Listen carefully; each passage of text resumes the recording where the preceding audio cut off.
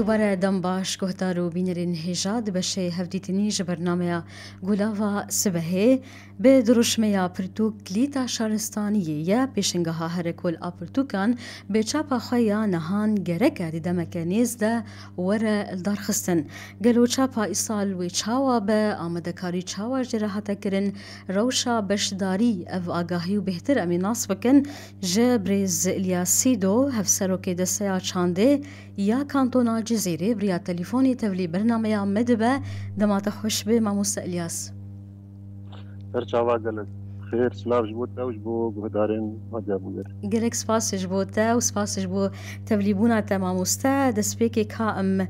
شخلقيرا بدن ناس كرن بري ام بحثا آمدكاريان بكن روشا بشدارية ام بكرتي بدن ناس كرن جخلقيرا بشنگها هركوليا برتوكان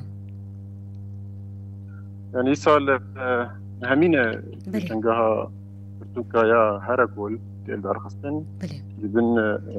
درشمية برتوك ليتا شارستانية يعني إسال بجداربون باش الجوري شرط ومرجن يعني حريمتي درباز بده تجمارة وشانخانة ينقو بجداري بشنگه دبن إسال شيستن يعني شيست وشانخانة وصازين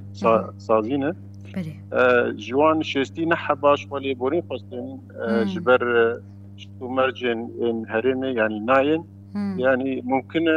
هناك برتوجين يعني درب باسي بشنجه هنا بنجبر روشا سينورا بقشتي يعني بنجيويك وشانخانة وصازي وبجداري بشنجه بده باش نها ام بحثا آمدكارين وبكن ما مستاد سبيكي دجكنجي هون دس بكاري بيشنجهي دكن اجبو دارخستنا بيشنجهي اف آمدكاري جالي كيفتي دارخستن وحاضر كرن يعني بيشنجه سرپرشتیا دستیا چانده آباکو رجنات سوریه دارخستن با آلیکاریا دستیا چانده کانتونا جزیره شخصا ایسال جداهیه که یک سپانسری مدعی به پیشنگه سپانسریا شریکا شمال ایسال به پیشنگه لیدار کرده شخص سپانسری گلکه بنیانی جبوه پیشنگه به آسرکه آشماده حاضریش خوش بری دم هاده حاضر دکن جبوه پیشنگاهانی قومیته هاتی آواکرین تکلی چه بوی بوشان خانارد میوانه اجدر وره جبو بهتر بشدار ببین گلک جبین هاتن الدار خستن جبو جی ایسال جی هاتی گوهرتن یعنی هر سال هول ازان عم الدار خست ایسال مفاست عم الپارک آزادیه لدارخن هناك ام بوهرتني تيخن يعني رنجي بي بيشنغاني والهولا بارك ازادي بالدارخستان باش ديمك والبارك ازادي بيال باشاري قامشلو جبو حسكرين برتوكان و اف بيشنغ كنجي بالدارخستان و چندروش بن يعني بيشنغه بيست جوتمها 2025 نتي دارخستان حطاني 26 في مهي يعني مقارن برنامج بيشنغه يعني جهدار بدن ويا كرين يعني دروجا يكم دي روجات الشمعيش بيست مهيده فكرن ساعات يازداد به واخفتنا ربريا خسرها به اخفتنا كوميتا امدكار به مشتي بيشنغه بده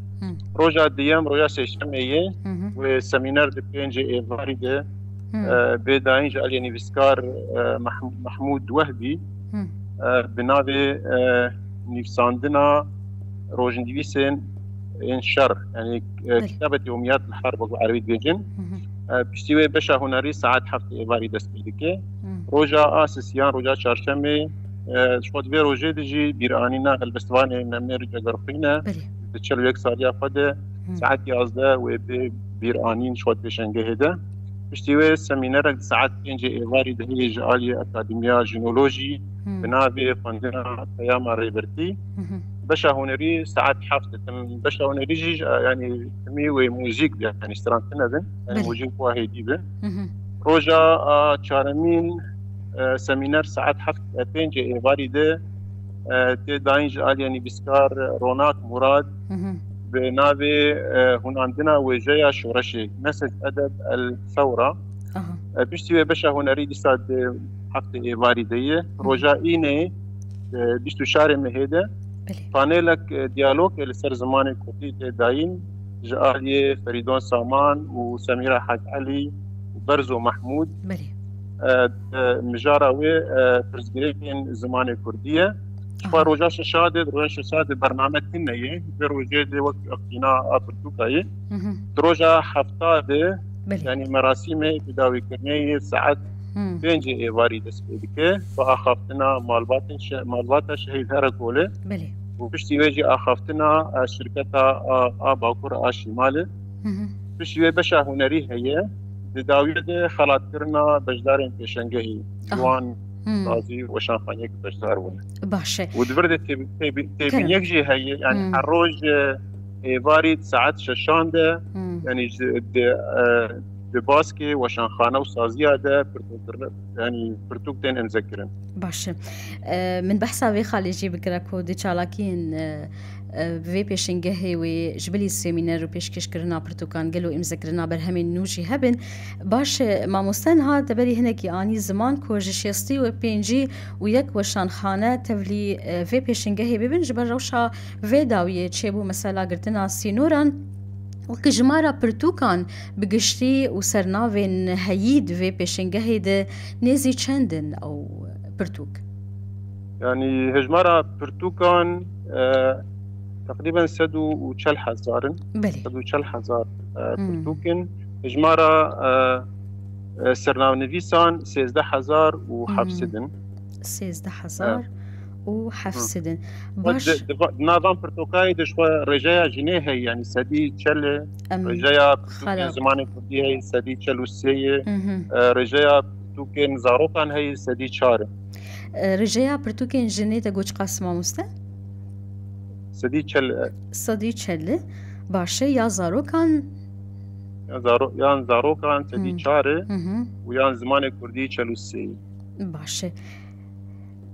ماموستن ها اف وشان خانين كو اف بينجي ويك وشان خانين كو يتفلي ببن او جي روش آوان چاوا و خوندن جوارا هات شاندن يان وان دا خاص كر تفلي بيشنگها هركول ببن يا برتوكان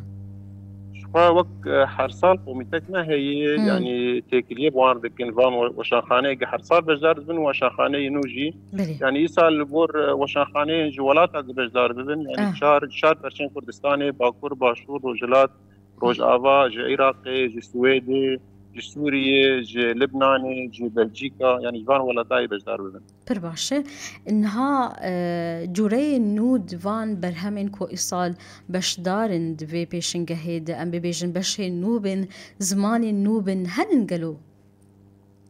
او حرصال يعني حمو زمانا دي پیشنگه كان بيسا لو هبن يعني بيسا وزمان نوت هبن جبري سال وقت يعني برتوكن ايج ولاتين بيانيتين وان زماناج بخوردين باشه اشخو خالك مني بپرسیاجی تانی زمان د پیشی د ما مثلا کو رجایا بشداریا پینوسین جن ته گوتن کو گلک شاران د پیشنگهن پرتوکان د او رجاهن کی کیمه ایسال چل جسدی هند بینن باشه گلو جسالا پار باشتر افریجه والله لغور مقارنه بسالا بار كتير جبر سالا شويه سدو تشلو سوري عفوا بنانا يعني رجاء إيسال سلسلة تشل جنيه يعني دوين باش يعني لغور سالي شويجي يعني جمار باش بلي باش ج خالين جرينج جركا از بحثاوي بكما مستوى وج كسين كوبين سردانا پیشنگهی بکن گرینگ مثلا کو بین نرخ پرتوکان جبر نرخ پرتوکان باندور دک وکو تزانی کو یک بخازه پرتوکا کی ببیان همو پرتوکن کو بدلی مروف به کسی کوج خوندنی حزک روشا نرخات شوای اگر آگاهداری الباته هب والله الجور إيسا الجور سبونسريا شركات الشمال يعني وقال كوبون جي بين دانين آلية واندج آلية دستيا باكورو ذاتي سوري جي كوبون هن بين دانين وآلي كاربه وخاندكار رب زانجه رب بتسنج إيش برتوكا حزكن وأم يعني شو قاسم أم كارن يعني أفكسين قتينجي أم جوار دبيجن يعني هنا كي نرخي برتوكا هناك يعني الجور روشة أم تقدر بازن جرك هناك كيم بنوك روشة ولا تندن يعني أوجي حتى كاربن آلي كاربن ويكوبونين ببرامبر هبن يعني جي ببرامبر كي كيمي نرخي برتوكام بقالو انا بي برامبر بي بتني ورا برامبر خوبنا بي بدن وبرتوكا راهي و اي سبونسر اوي بدن باش جبو خواندكارين زانينجهي تاني زمان جبو كيجان بشي جي ماموستا جبو اي راغا هاندني وي هبن هم ان زاروكا كسنا حسكرين خوندني بن بوارن اليكار اها لگوری کارینه و هول بدن دست بشغلی هبن و پرتوکان بدن باش اگر بانگک هبت بخازره کبریا برنامه یا گلاوا سبهی درباره پیشنگهی و خوندنی بگشتی کرمک راستی ام سپاس دکن هر کسی مرد با اليكار جبو سرکفتنا به پیشنگهی و گلک جی یعنی استنگیت پیشیام درناخینن و هیویام اوجیش گله مرج حسکرین پرتوکای خوندنی گوبری خو بدن ایسال پارکا آزادیش خو وسائجی بین توفیر کرن جالی سپانسریه ده یعنی پارکا آزادیه جی خویای ملت گلک درنیج بری هاوجی ایسال ما پیشنگه جلوه داری در خص هیویام او هر کس بری خو بدن پیشنگهانه و ام بهلن گو خوندن دناوا جفاکا مده بلا ببه باش ماموستان ها لگوری نرینا تاوی اف پیشنگها پرتوکان یا هرکول بچاپا خویا نهان و بچه جدا بجه چاپین بری خود به بلی نها دنگ باشه؟ باش بلی ماموستا من آنی زمان کو چاپا ایسال و بچه جدا بجه چاپین بری پیشنگها هرکول یا پرتوکان شو جدابون اوه گوهرتنا جهه و سپونسری جي إيصال هي يعني سبونسري دهيله بيتر يعني ودعمه بدفان وشانخانه يقورن بدري بهيلن سالي ور بيتر يعني بيشنغا إيصال جي ما قلتي بيشنغها نافنتوي يعني قاربن بهيلن قلتك برنامجات بيشنكين إن جهاني بلي بيشنغا هركول جي قاربن هرن ولاتين دي يعني أوجي بجدار ببن پر باشه تا زمان مثلا خلاتان ماموستا نها هر سال دبیشنگهی دخلات هنن جبو خلق جناس بکن او خلات نيزي چندن بخوتي داين بو چکسان یان دين داين امی بیجن وشان خانه یان جي کسای تیجی وان خلاتان دستینن یان سپاسنامه یان اگر ام بیج